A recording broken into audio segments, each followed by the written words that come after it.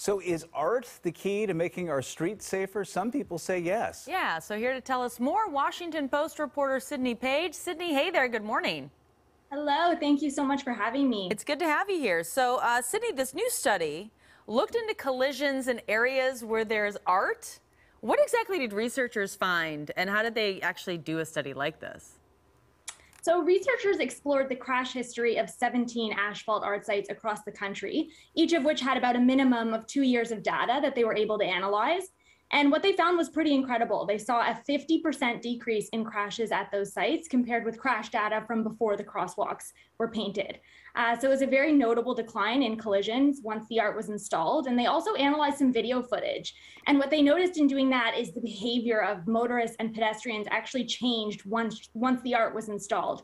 So there was about a 27% increase in drivers yielding to pedestrians, as well as a 38% decrease in pedestrians crossing against the walk signal. So some very promising findings. I think one big find was that vehicle speed slowed down dramatically once art was installed. So specifically, a intersection in Kansas City is something that I looked into a little bit further and found that the average vehicle speed went from 25 miles per hour to under 14 miles per hour after art was installed. So it was certainly a notable change and some promising insight into potentially a future safety solution for streets. It's interesting, and we've seen some of that here in Seattle as well. So what could this research mean for cities and artists across the country?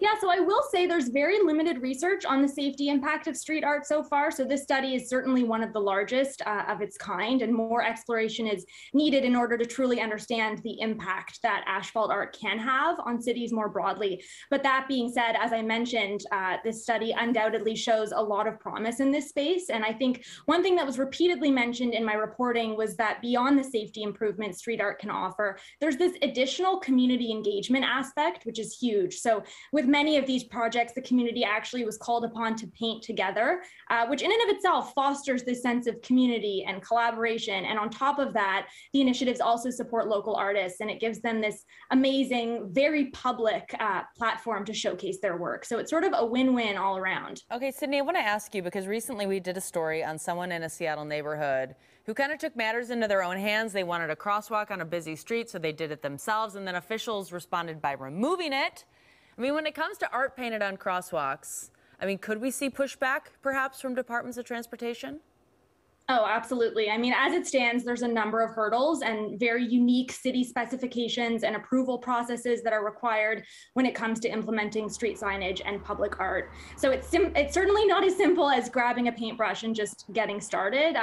But in speaking with transportation experts for this story, they explain that a lot of the current guidance is very outdated. And so I think the good news is the Federal Highway Administration is in the process of revamping its main manual, which was referred to me by one expert as the Bible for street guidance for the first time in 10 years. So I think part of the goal of this study is to really showcase this sustainable safety tool and put these concrete numbers and this data behind it to sort of get the attention of policymakers, and hopefully they might actually adopt it as a tool going forward to make the street safer and also engage the community more broadly. All right, cool. Sydney Page with the Washington Post, thank you. Thank you so much for having me.